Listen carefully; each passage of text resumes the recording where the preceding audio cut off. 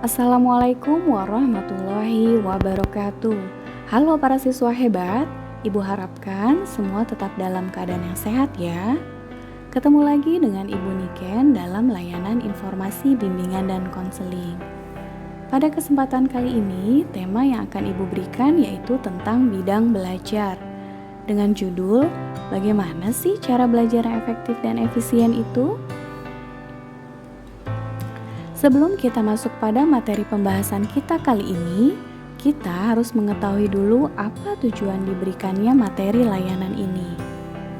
Jadi, standar kompetensi kemandirian peserta didik yang ingin dicapai yaitu mencapai kematangan intelijensi. Dan tujuan dari layanan yang pertama, peserta didik mengetahui hakikat belajar, kemudian peserta didik dapat mengetahui dan menerapkan cara belajar yang efektif dan efisien. Baiklah anak-anak, untuk sekarang mari kita masuk kepada materi pembahasan kita pada pertemuan kali ini. Yaitu yang pertama akan kita bahas mengenai pengertian belajar yang efektif dan efisien. Jadi, apa sih belajar yang efektif dan efisien? Belajar efektif dan efisien adalah proses belajar yang menyenangkan, terjadwal dengan baik, tidak menghabiskan banyak waktu tetapi tetap bisa mendapatkan hasil yang maksimal demi mencapai keberhasilan dalam sebuah proses belajar. Dalam proses belajar, ada hal yang harus kita ketahui, yaitu bahwa dalam belajar, otak kita juga dipengaruhi oleh kondisi fisik kita. Kalau misalkan kondisi fisik kita lelah, maka otak juga tidak dapat bekerja dengan maksimal. Kalau otak tidak dapat bekerja dengan maksimal, maka informasi yang kita terima pun tidak dapat disimpan dengan baik oleh ingatan kita. Akibatnya, informasi yang pernah kita terima tidak akan dapat kita pergunakan lagi di saat kita membutuhkannya. Dalam kegiatan belajar, kita perlu untuk membuat rencana belajar agar menjadi efektif. Yang pertama yaitu, berikanlah waktu yang cukup untuk tidur atau istirahat, makan, dan juga kegiatan hiburan. Yang kedua, prioritaskan tugas-tugas.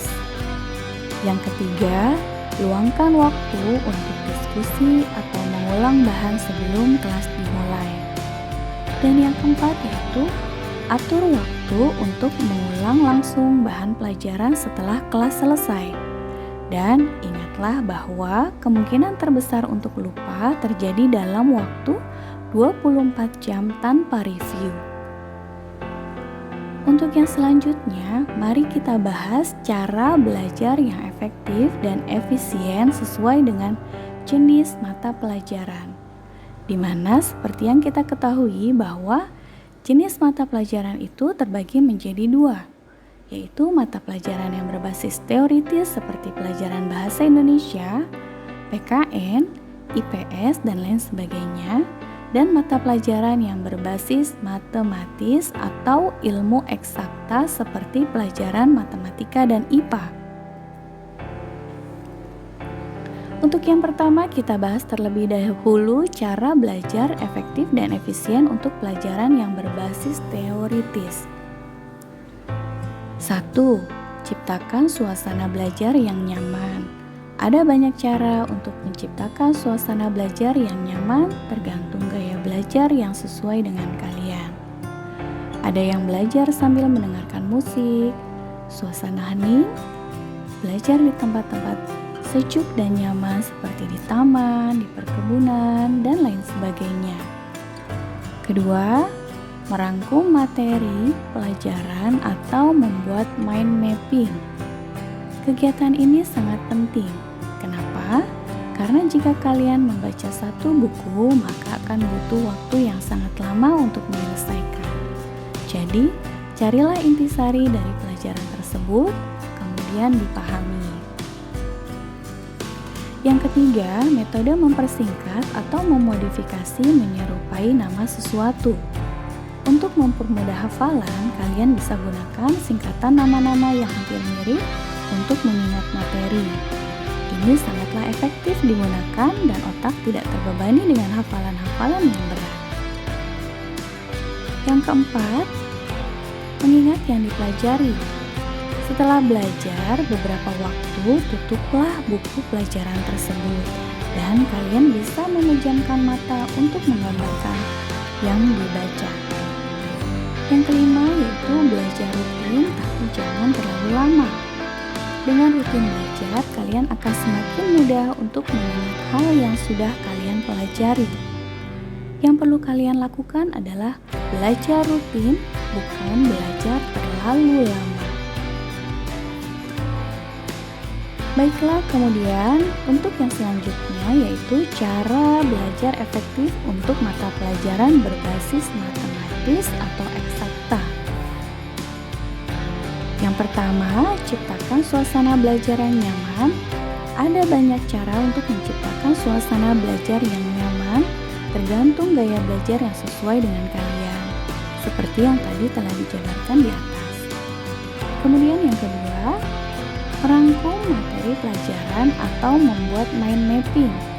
Kegiatan ini juga sangat penting dan telah Ibu jabarkan di atas. Dan yang ketiga yaitu belajar dengan memahami, bukan menghafal. Hal yang paling sering dilakukan oleh siswa ketika ingin menghadapi ujian adalah menghafal. Dan yang sebenarnya hal ini sah-sah saja, akan tetapi kurang efektif. Jadi untuk lebih efektifnya adalah dengan memahami teori pelajarannya. Yang keempat, belajarlah dengan praktik. Mempraktikkan semua materi yang pernah diajarkan oleh guru akan membuat kalian jauh dari kebosanan dan membuat suasana belajar lebih menyenangkan. Misalnya pelajaran IPA, matematika, kalian harus lebih banyak berlatih. Dan yang kelima, belajar secara berkelompok.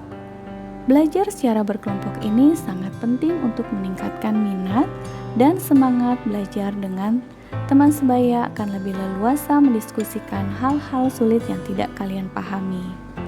Dengan demikian akan mempunyai semangat untuk belajar tanpa ada rasa malu ataupun minder.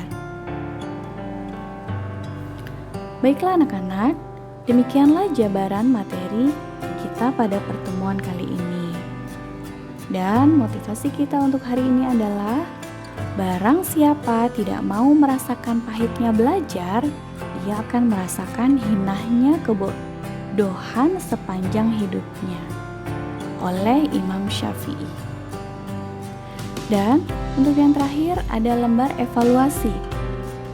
Silahkan kalian baca lembar evaluasi, kemudian isilah lembar evaluasi ini sesuai dengan kondisi diri kalian. Kemudian jangan lupa kirimkan jawaban lembar evaluasi ini kepada guru BK kalian. Terima kasih. Salam sahabat BK. Wassalamualaikum warahmatullahi wabarakatuh.